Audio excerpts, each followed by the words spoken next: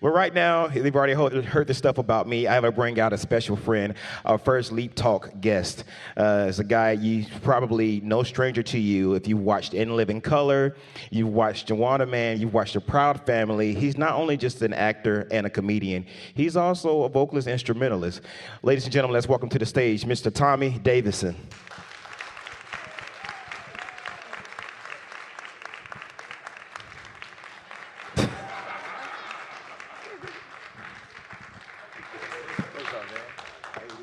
Good, good. I got a microphone? Yeah, got it right there. Yeah, so we got Tommy here, and Tommy actually shared something with me that I didn't know, but I guess you said you started off in comedy. This was one of your first shows on campus here? This is one of my first shows was here, and I didn't realize it till this morning. I said, Burgundy and Gray, and I said, I've been here before. I was a comedian in D.C., and nobody knew who I was. And my manager said, I'm going to take you out of state. I'm going to take you down to North Carolina, and you can perform at this school. And this was the school. Nothing by mistake.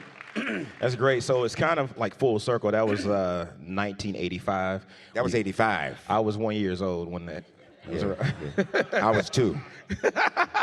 You started young in this. Oh, yes, I did. Yeah, Boy. but speaking of just starting, young, like you've done so many great things, and I don't want to, diminish anything that you've done. I've named some of the things of what you guys did, what you did actually early on in your career. But I'm always curious about how did you get started with like In Living Color? Like, did it start from doing stuff like at Central, or what was it that got you to that path and journey?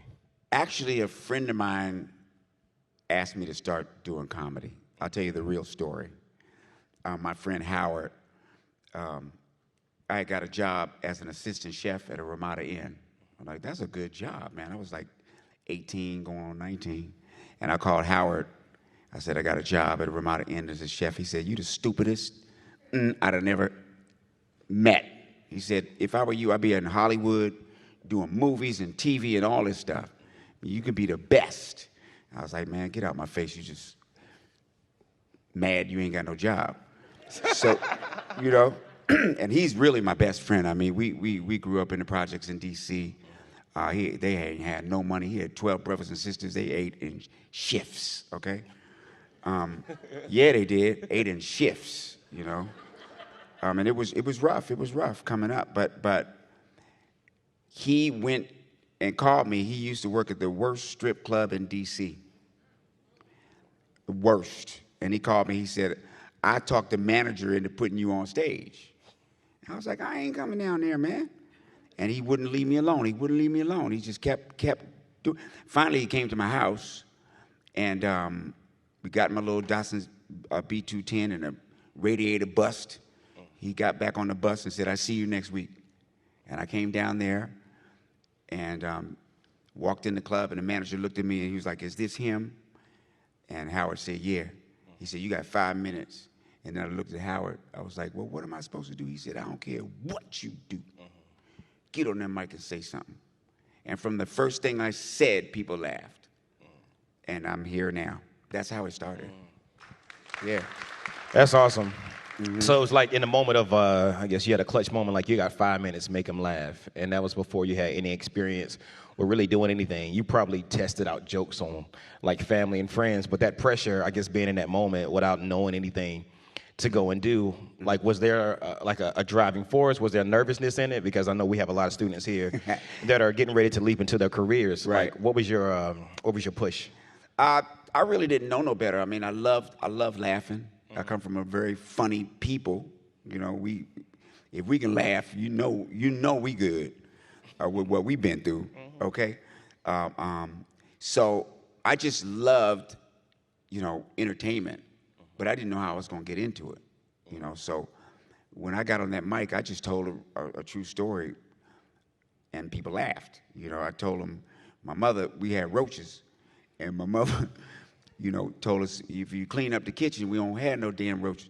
So she kept us in the kitchen the whole weekend. Me and my sister cleaned up the kitchen, and sure enough, we didn't have no roaches. But then we found out they was eating our couch. because we went to watch cartoons and all the roaches moved. Scoot over, scoot over. And that was true. Yeah. Oh, that's funny. That's funny. Yeah, you did a lot of stuff and worked with a lot of different people, like in Living Color and like when it got into like film. But like you started branching off into doing like voiceovers and stuff and like animation, which is like the Proud Family, which is kind of resurfaced. How did that come about with your career? I moved from D.C. to L.A. I took a chance. I took a chance. And me and my manager at the time put my big old TV in his car. You know, they used to look like fish tanks. Now you got flat screens. And drove all the way to L.A. I knew one soul there, my auntie. And we just started from the ground up. I got a job. We paid rent for 2 months ahead. And I worked at a deli. I delivered mail. And I went to those comedy clubs. I went to those comedy clubs for 3 years straight. And I had to catch the bus, too. Now, see, anybody catch the bus before? All right. We would do laundry on the bus. We had to go get groceries on the bus. And I finally got me a car, too, and now I'm back on the bus? Is you crazy? But I did it. And one thing led to the other. I finally got in at the clubs. I studied acting. You know, I took a little class. And I just watched a lot of movies. But I was already seasoned because I was taking my Academy Award when I was 6 in my backyard. You know, I was wanting to do that way back. So it all connected. Yeah. But I took the hard work and the talent. It takes both. Yeah, you talking about the bus. I never got to ride the bus, but I was a person that, like, I'm going to do what it takes to achieve my goal of success. So I used to go and drive to, like, gigs and shows, and I would sleep in my car. And I'd go park at a hotel parking lot, sleep there, wake up the next morning, go inside, say, hey, I forgot my, I think they forgot my towels and washcloths in the room. I would bathe in the bathroom downstairs, and then leave the towels and washcloths. It was a got to get to, but like hearing your story of like saying like, oh, like I got on the bus. I think that's something important for people to hear because sometimes, we think that we just jump and arrive into a moment of the situation. They see the glory, but they don't know the story. Can I get an amen? But there's so many different things that we sacrifice to become successful. And in the early beginnings, if you didn't have a manager, you didn't have someone else, we had to kind of figure it out on our own. Yeah, we did. Yeah, but your backstory, I don't think a lot of people know about, your upbringing. You told me about the story about when you were an infant. Do you want to share a little bit of that? Sure. When I was an infant, I was abandoned in the trash, as a baby. And the woman who found me there random, and she's white. But I didn't know what black and white was, Hey, I didn't know. And I moved from there, or was moved from there. But I was in a coma, starved. They didn't know I was going to live. I was in the hospital for probably like 90 days. And I lived. And yeah. And it goes without saying who it goes to, So I grew up in a place called Fort Collins, Colorado. And I still ain't know I was black, though.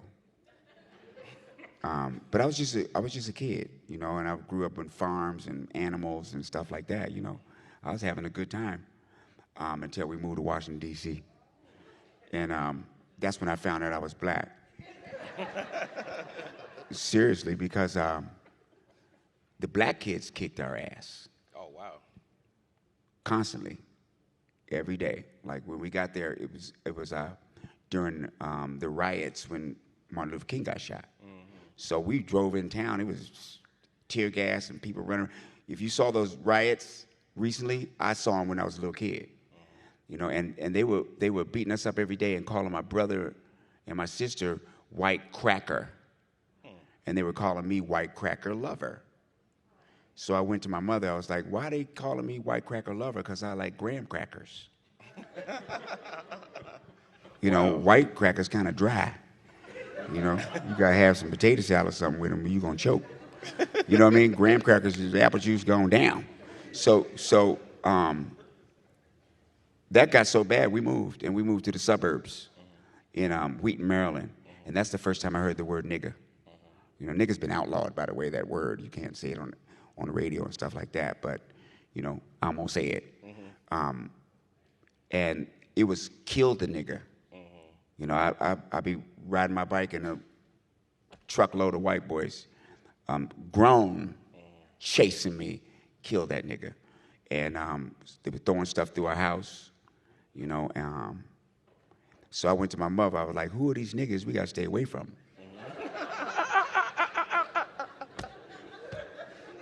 Because they don't seem like good people, man. You know what I mean? They trying to kill them, you know. And that's when she explained to me. She said, that's what people, our color, call people your color when they don't like them, as well as white cracker. So I said, well, what color am I? And she said, you're black. And I said, no, you're wrong, I'm brown. Because I learned my colors from the crayons. Yeah. See? And I said, what color are you? She said, I'm white. I said, no, you're like beige. You know? And I couldn't understand what was this thing with color. Because I grew up with animals and stuff. You know, I grew up in farms and stuff like that, so I saw a lot of litters. You know, so a cat can be black and have a white, 2, 3 black ones, 1 white one, a gray one, and a brown one. Or a dog can have puppies. It could be 3 white ones, you know, a gray one, a black one, and they all brothers and sisters and having fun. You know, so that's how I thought human beings were. You know, so I couldn't understand this thing about color. So I was confused the confusion ended there. You know, no, not really, because I am black. And that's a whole nother category than my brothers and my sisters and my mother. Right. So we moved to an integrated neighborhood where I grew up, and this time, when the white boys chased me, these 3 big black brothers stood in front of me, and the white boys ran the other way, and I've been black since that day. So you were really... Yeah, I was like, I'm with this team. Yeah. Yeah. So you were really living in color. Oh, yeah. I was living in color, boy. Yeah. And speaking of in living color, you played a lot of different roles within that. I guess what you experienced growing up and having to understand, like, what happened and what race was, you did a lot of things. Did any of that help fuel some of those roles that you played? Because, you know, you did Michael, you've done so many different things on the show. You did, Martin Lawrence, you did Varnell. Did you miss me? Did you miss me? Who can take the children? Bounce them on their knee. Bounce them on the knee. This big melody. Oh, the catfish are delicious. That was funny. So learning how to, like, you know, I guess being a creative, one thing I've always done in my craft is taking the life experiences growing up and pouring it into, like, the artistry. For the students here, how do you channel, like, emotion and put that into your gift, your craft? Just how bad you want it. How bad you want it, you know. If you're here for a reason, let that be the reason deep inside that this is what I want to do. This is what I want to do for a living. Because I don't care if you're the top doctor in the whole wide world. You know, you still got to go to the grocery store. You still got bills to pay. Yeah. You still got all of that stuff. You know, so just taking advantage, you got to learn to take advantage of your opportunities. And all the time, we aren't going to be conscious of that because we just busy living, you know. And we got to learn what an opportunity is. You know, I had a lot of opportunities that I didn't realize I had, you know, because I was going down certain paths that I thought were black. You know, I thought if I can fight real good, then I had to. Then, hey, I'm black enough. You know, I thought that friendship meant we beat your ass. You know, that's what I thought it was, you know, and got off into a little crime and all that stuff thinking that that's what it was, and it wasn't that at all. Yeah. So I had to find out who I really was. And my mother taught me that. You know, my mother would have me read. So she knew I could read like around about 7. So she started handing me novels. And she would hand them to me. She said, I want that in 3 weeks. I know you can read it. So she passed me Bury My Heart at Wounded Knee was about the Native Americans, Trail of Tears. And then she gave me Lena Horne's book. She gave me Leaves of Grass, Walt Whitman. She gave me also the autobiography of Malcolm X. But before she gave me the book, she said, hey, I'm going to tell you, I'm going to give you this book, but all white people ain't the devil, And then I read it. I said, I don't know about all that, though. So, but it was the fact that I started gaining knowledge. And the knowledge that you have right now is enough. It's enough. Because we ain't in but one day. And it doesn't matter if you're black, you're white, or you're purple. Everybody wants the same things. Yeah. They want their children to have opportunities more than they had. They want fresh water and good food, a place to have shelter, and the people respect them. And that's what it comes down to it. You want to go outside of that, then you see that as good. Then you move out from there. I learned that was called gratitude. So that's a lot of character built into that. Oh, yeah. Yeah. How much does character weigh in when it comes to what we do? Because there's shortcuts that people can try to take to get to that level of success. But, like, I didn't have those shortcuts. I always try to stay, on the straight and narrow, or what I thought was a straight and narrow to get, like, to a certain place. But, for me, the experience of meeting people and seeing, oh, man, they did that to get that, but I don't want to go that way. Like, for you, did you ever face challenges of, like, having to make a tough decision, like, do I do this? Do I do it for the money, or do I not do it for the money? Like, yeah. Yeah. There was a certain role where they told me, you can choose a role in this movie, right? But they were like, they want you for this role. And the role was a black dude who attacked a white woman in a hospital room while she was in a cast, and attacked her with an ice pick. And I was like, I ain't doing that. I'm not doing that. And they were like, why you ain't going to do it? I said, I'm not going to do that. Because I don't know no black men that'll be like that, that'll do that. That's some harsh stuff. I thought you said I can pick a role. So why are you putting me in that role? And so I chose the role of a detective. She was the partner of the star. But she was really smart, she was really loving, she was really caring, but she was tough at the same time. And they said, well, that role is for a white person. And I said, so the other one is specifically for a black person? You know what I mean? And so I just passed on the whole movie because, I feel like, we had enough of all that. So I ain't gonna take part in it, And that was one of them. But another one was on the university level. Well, I went to UDC, University of District of Columbia, and I experienced a heartbreak from Black College. I'll talk about it.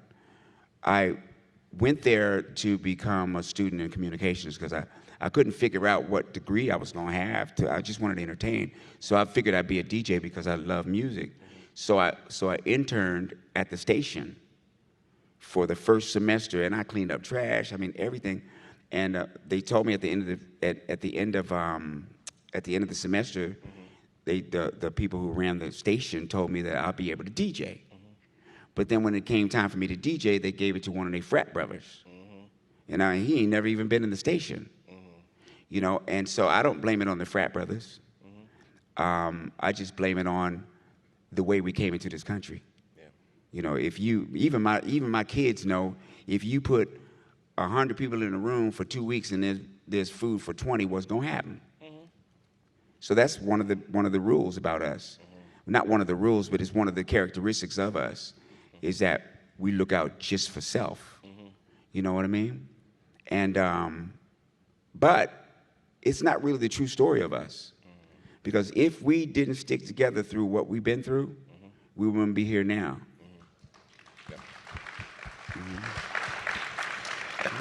That's so true. I always I reflect back to a moment that I was playing at a church here in Durham, and there was a music director at the church named Chris Baker, and he always told me, Marcus, you're a leader, you're a leader. And I never wanted to be a leader. I never wanted the position to be out front. I just wanted to be a role player.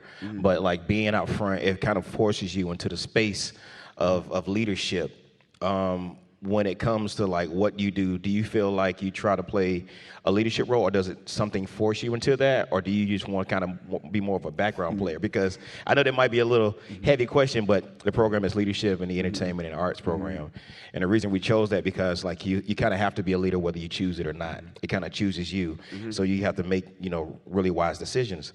Like, how do you feel like leadership plays a role into what you do? First of all, I had to learn that I deserved it. I didn't really think that I deserved to be a leader. And that's personal. Just with the stuff that I've gone through, and I just didn't think that I counted that much to other people, It wasn't until I started learning that I did. It took a little while. But one of the things about leadership that I've learned the most because of that is humility. I can't really be the type of leader that I want to be unless I'm a part of everyone. So if I'm just like everybody and I can lead, then I could be trusted because that's a trusted position.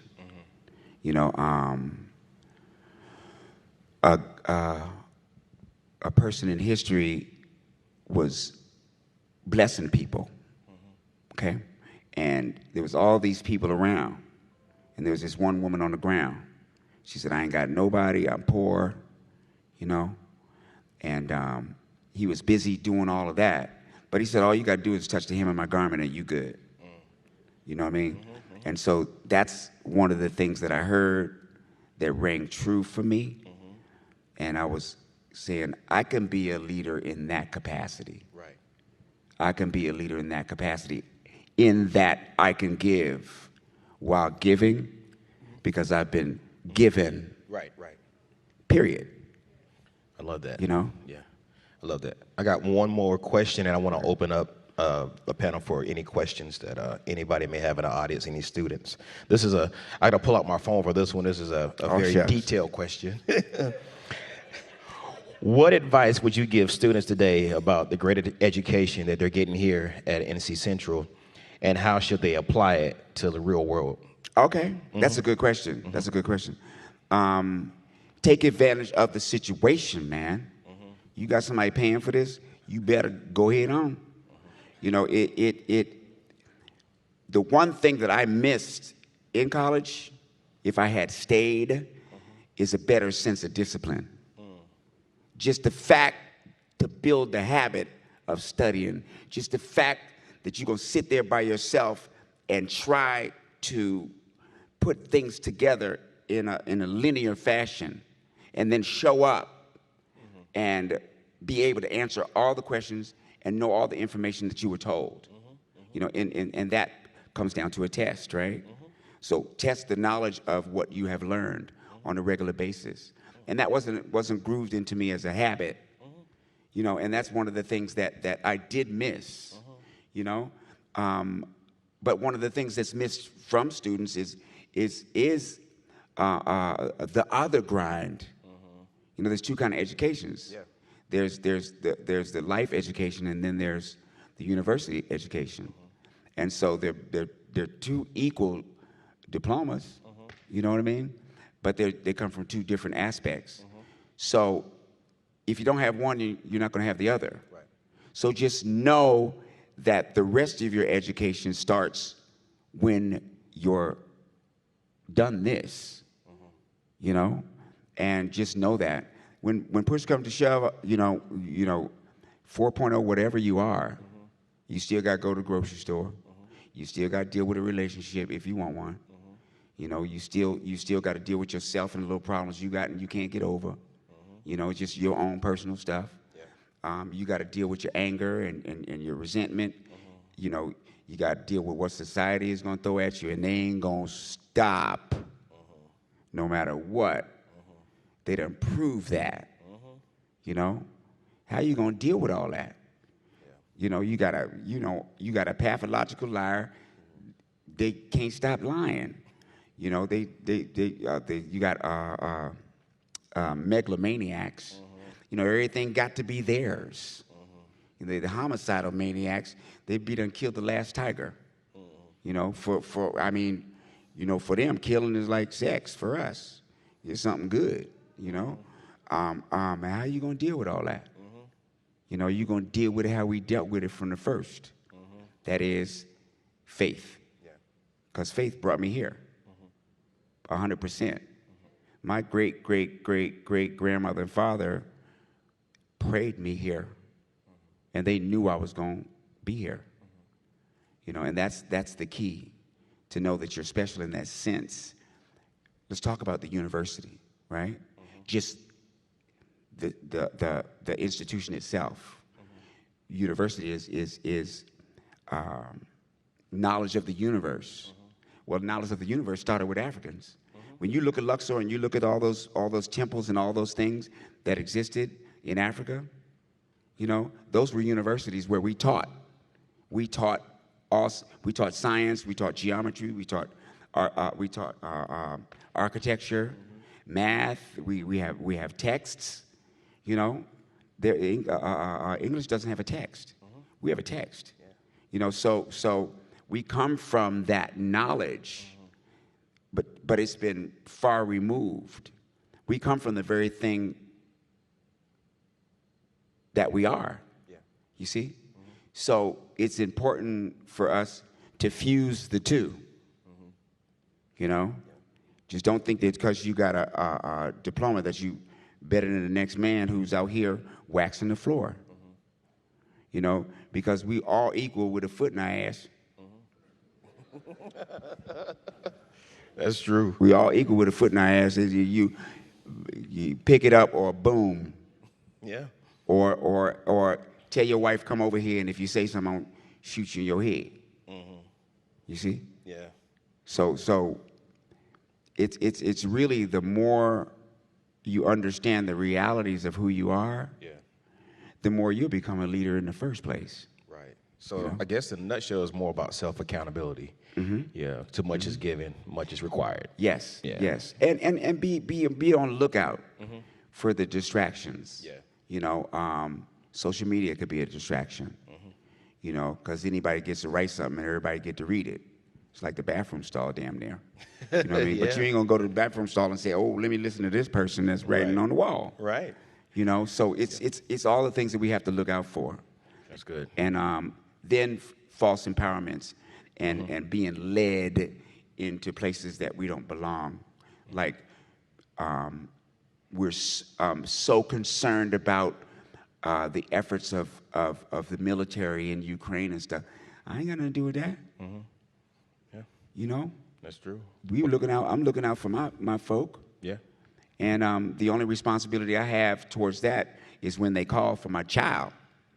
And I don't want them to go. Well, Tommy, you're a wealth of knowledge. I'm gonna say that, and we've had these conversations all the time.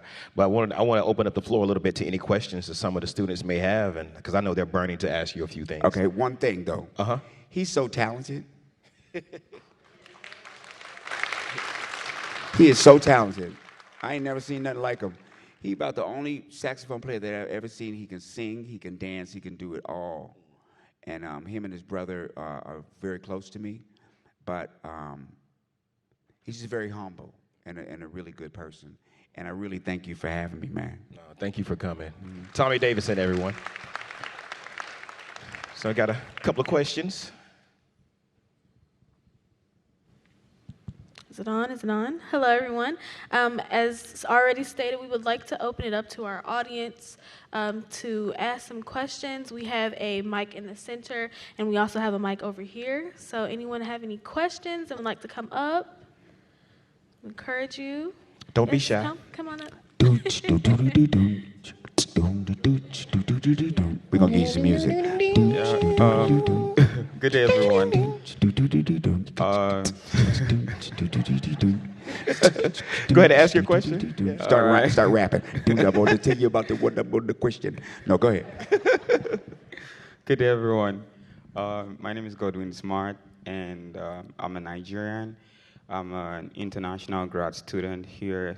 I'm studying physics, and I do music as well, like I sing. So my question is this: when I was in Nigeria, I've always, loved the U.S. culture. We used to see it in the TV, like the screen and all that. So I've always wanted to do something in Hollywood, but I really don't know how to go about it, considering the fact that, I'm a scientist and, how to, just merge my music. My major passion is my music, but how to merge my music with, and also really enter the entertainment industry with acting and all that. Yeah, so that's my question. How can I go about it, considering the fact that I'm not really like a U.S. person, I'm a Nigerian kind of. Yeah. Thank you. Because you're from Africa, and we are too, doesn't set us outside of humanity. For some reason, they've looked at us as a whole, as we're outside of humanity or something. We're a part of humanity, So you go and do what the hell you want. You know what I mean? If it's the music that you want to do, you go head on, If I was to let something that I've seen stop me, then I'm stopped. It's one of the things that I think is important for African Americans, is to find a way to get to Africa and to fuse ourselves. We've been separated from each other. You know what I mean? And they tell us there's a professor named Theophile Obenga. He's from Senegal, I believe. And no, he's from Congo, French Congo. And he said they try to do it in his accent. They try to make black people not to go to Africa. They say don't go to Africa because there are big mosquitoes and snakes. It's just like we have this scarecrow about these two cultures that are different, and they ain't no different. What makes us the same is that we're called poor. Our continent is called a poor continent, and we are considered, poor people here, but we're not.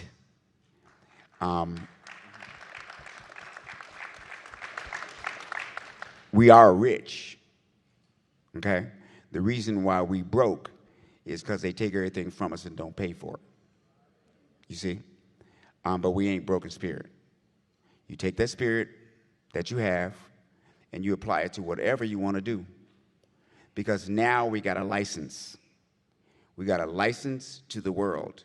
We're on scholarship. We're on scholarship because you have lost people because of what we've been through, and we have lost people because of what we've been through. But the people that went through it before us left us a certain amount of freedoms that we can take advantage of. And we need to, because it don't make no sense in the world that we as a people built the whole economic wealth of a European-run planet and can't have no part of it. Yeah, that's good. That's good. We have another question? Yeah? Them shoes, though. Good afternoon, everyone. My name is Marika Daniel. I am a recent NCCU graduate. I majored in mass communications with a concentration in broadcasting. I'm originally from Atlanta, Georgia, and I came here for a better education in a smaller market.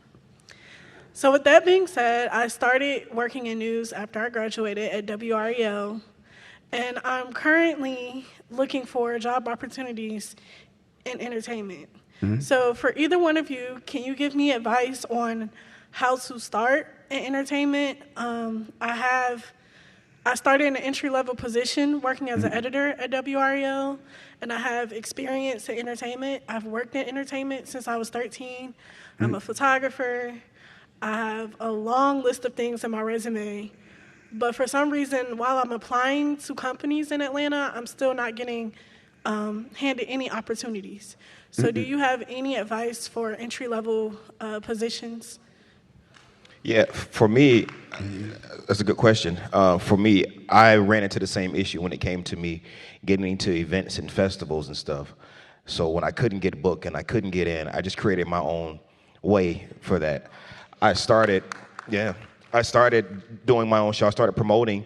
I'd have 10 people show up, then 10 turned to 30, 30 turned to 100, and it kept growing. So when it comes to that, don't wait for someone to hire you. You have the means with the university technology nowadays. You can create your own platform where you can dwarf anything that's out there right now. So I know it sounds like, oh my gosh, I got to start, but you got to start somewhere. A baby crawls. You ever have a baby crawling across the floor and you turn your head talking to somebody in the room, and next thing you know, your baby's all the way across the room. You got to run and catch it. It's about the baby steps and how to get there. Don't think about, the end goal. If you do, work your way backwards and know it's about the journey, but not so much about the end. And I can go a little bit more about it next week in my session here at 1040, and I can tell you a little bit more on how to start that and then grow it to where you want to be. I always tell women to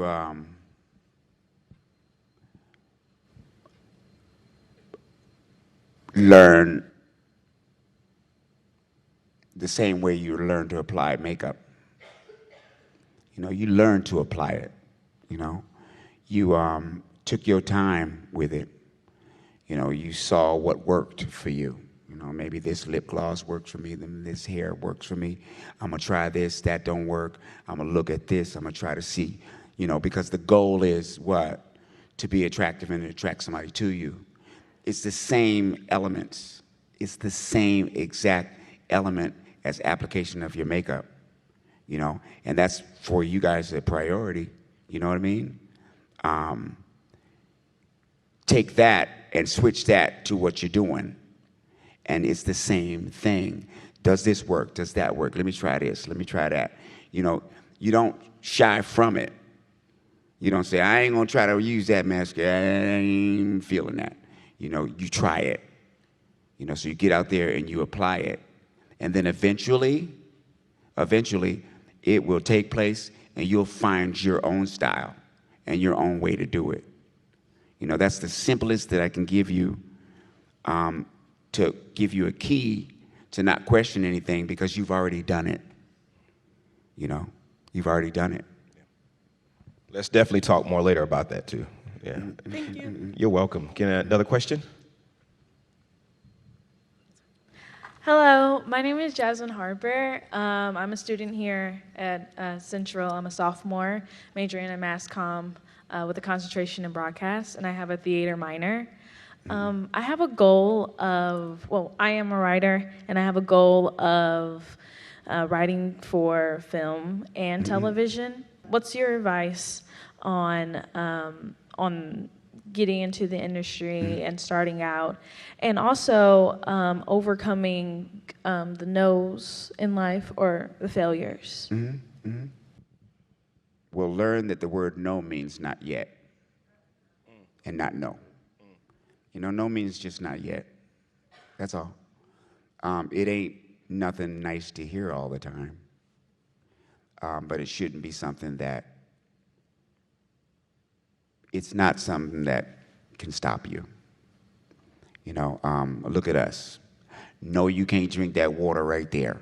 No, you can't have this. No, yeah. We the no people. You know, we go there, yes, yes, yes, and they be like, no, no, no. You know, when we seeing it every day. Now the Vietnamese got grocery stores. You know, East Indians got grocery stores. Koreans got grocery stores. Name us a grocery store. No, no, no. You know what I mean? We gonna get what we get because we ignore the no's and we go off of what we know. And what we know, it ain't no no. Because if it was a no, we'd still be right where we was. That's the no thing. Change the no to the K, N, to the O and the W. You know what I mean? Okay? And also, write. If you want to write. Go online, get you them scripts, you know, get final draft, all the things that you need as a craft, and write. The reason, one of the strongest elements to me being a strong writer is to write. But then the next one is, what do you want to write about? See, what do you want to see in a movie? What do you want to see in TV? You see what I mean? Because that will drive you, and you won't go for any okadoke. You'll be coming from your standpoint. You have to write other stuff to make a living, you know? But it's people with McDonald's hat on serving fries to feed their family, and ain't no shame in the game. So you want to step up from that. You see what I'm saying? So I'm not saying that it's an easy thing. I'm just saying that you can do it the way we do it. The way we do it. Venus and them went to play tennis, and now look what? You know what I mean? They kept us out of basketball, and look what? You know, they try to keep us out of medicine, and look what? They try to keep us out the White House, and now look what? That's you know? great. And they ain't trying to have us back in there again.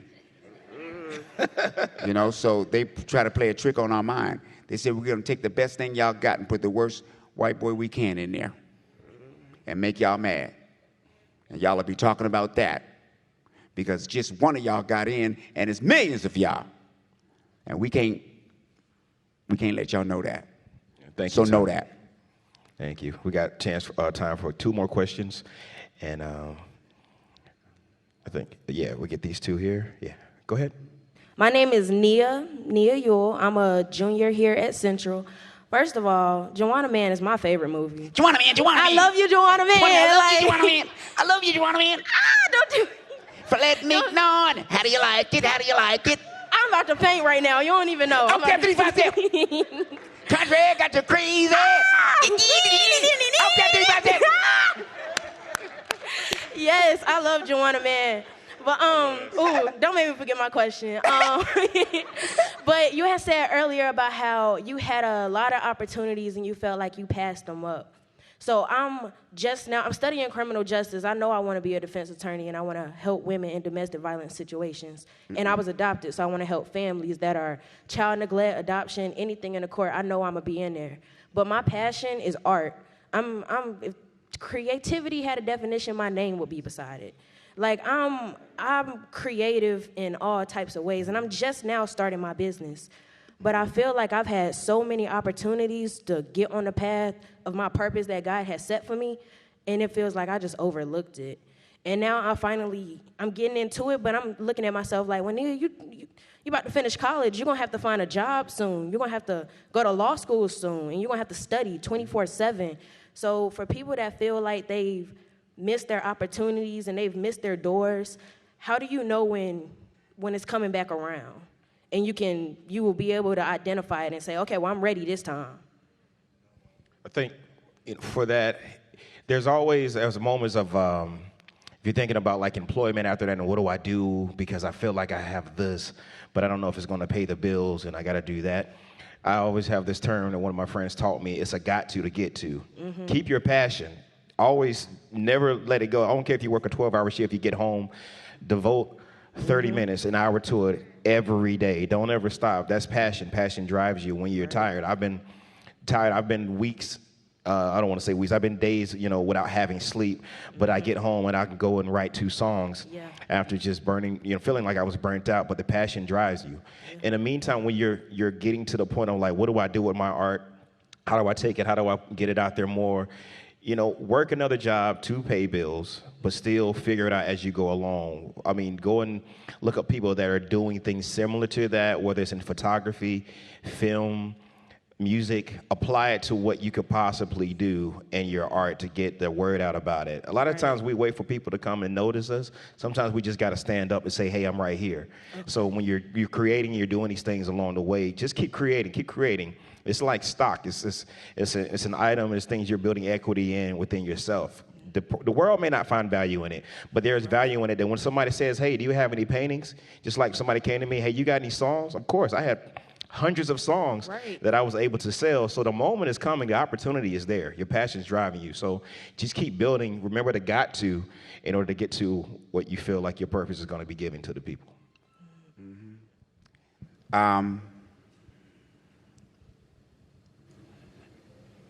Know what you have and learn what you have and keep knowing what you have as much as you can. Grab an obituary and read that joint. If you reading it, you hear.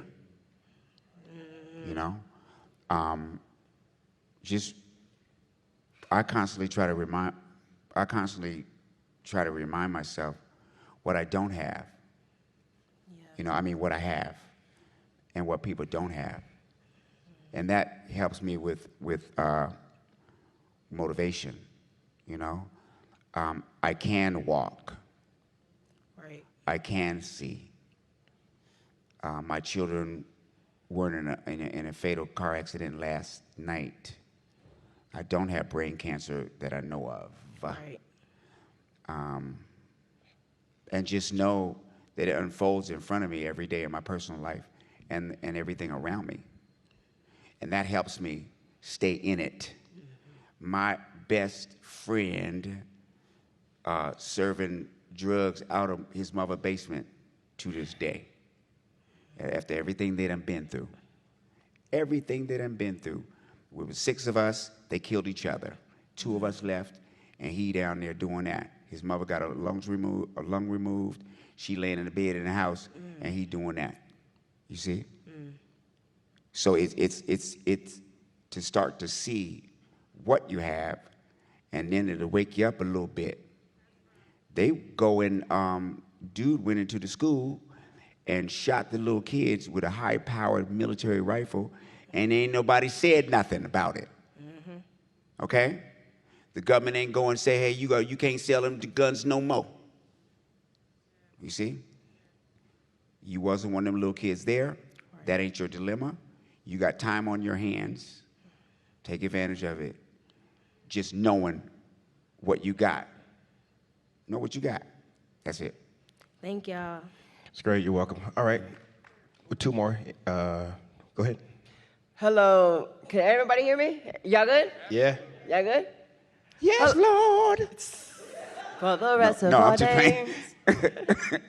Anyway, my name is Joseph Crespo. I am a senior here at North Carolina Central University. I'm a music industry major, and I want to ask y'all a question about family and about how because today is not the best day for me. My brother passed away January 4th, 2020, because of drug addiction and mental health.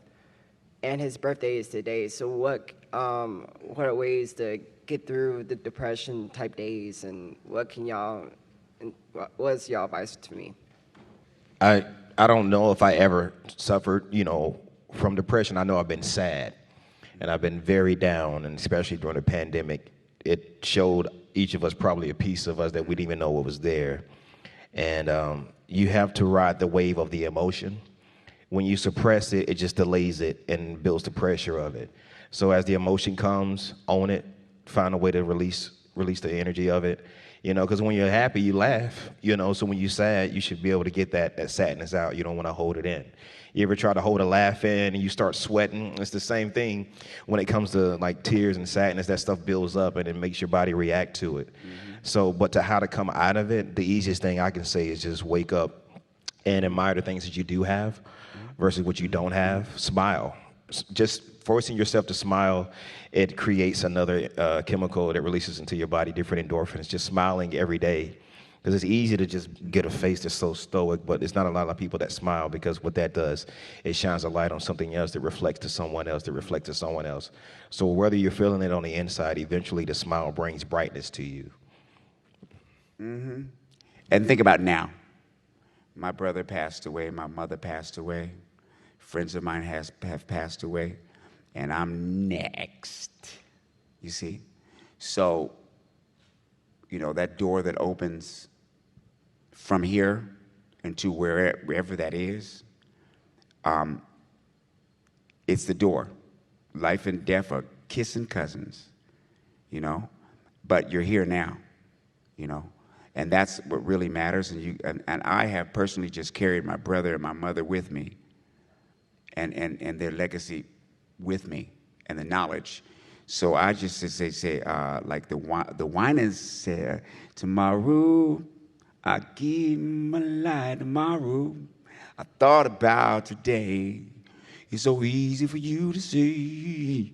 Tomorrow isn't promised. Why don't you give your life today? 'Cause tomorrow might very well become today. Now's the time.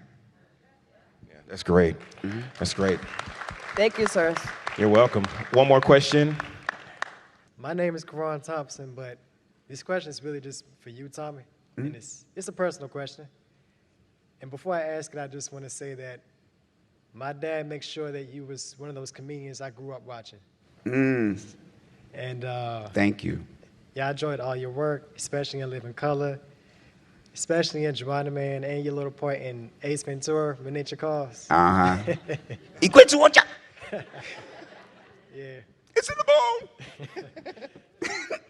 But my question is, you were just talking about the opportunities that you passed up on and you didn't realize it at the time, and the losses that you had in your life.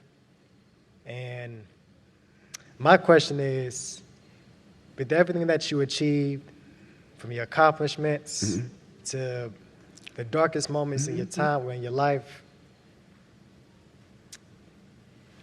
are you appreciative or are you proud of the life that you led till now? That's my question. Yes. The answer is yes, but it was a process. I had to learn that the accolades that I have don't say really much about me. The possessions that I have don't say really much about me. I went down that road when I was in Hollywood, and I was trying to get to a certain level, and I wanted to get here, and I wanted to get, I'm going to get here. And then I finally got where I thought I was going to be and everything, and it come crashing down on me. And the reason why was because when I got there, it wasn't what I needed. It wasn't what I needed. I got what I need. It's who I am that makes the difference. I had to really concentrate on who I was in order to just stay alive at one time. You know what I mean? And where do I fit into all of this? You see? So I had to go back to the very beginning of what I'm about. And what came out of it was, my greatest accomplishment is being Barbara Davidson's youngest son, Tommy. Because she the one that, when I got hit by a car, fell off a roof, whatever, flew, stabbed through my hand, whatever happened, she was there. She never gave up on me. never gave up on me. And she was the kind of person, we was on welfare, and we be coming up the stairs with groceries, and she start giving them out. And I'm like, what are you doing? And she used to get up in my face. I used to think she was crazy. She said, you don't tell me what I'm doing. I'm doing it. She said, as long as you got what you want. Do you? I said, yes. She said, don't say that no more to me. I used to think she was crazy. On Christmas, my friend Howard, who I told y'all about, came over my house. My mother loved Howard.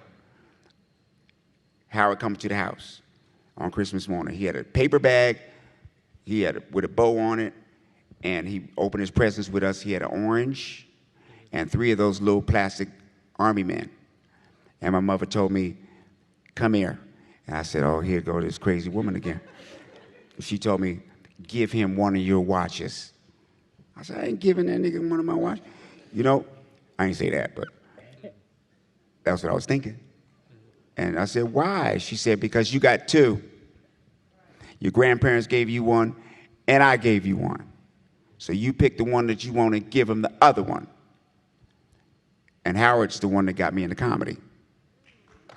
You see? So I had to go back to the original me, which is not me at all. Me is an empty cup that was filled up by a lot of people who love me and a lot of people who had a lot of good information to me. Because if I didn't recognize that, I'd be gonna smack somebody on the Academy Awards for no reason. Well, and on that note, Tommy Davidson. Thank you guys so much for coming out today. Remember, next week I have my session where I'll be speaking to the students, 10:40 break on Tuesday in this building. Oh yeah, go and sign up for the sessions that we have online. We have an online portal for all the students. It's free, comes with your tuition on the My EOL website. You can go and sign up. It's free. You register, put your email address in, it sends you a notification, and then you just learn. It's workshops and master classes that I've recorded for all the students on campus. You can download the PDFs. There's a workbook available for it as well. But until then, thank you so much, Tommy. Let's give it up for him one more time. Hold on. Yeah. And let's thank all the people that were involved in making this program happen. Stand up. Stand up, stand up, They're in the back. stand up. They're in the back. Let's give them a round of applause. Mr. Fuzi. For making this happen, because this wouldn't have happened if they ain't make it happen, and I'm glad to be here. Marcus, you too, boy. Yeah, bro. Thank you, guys.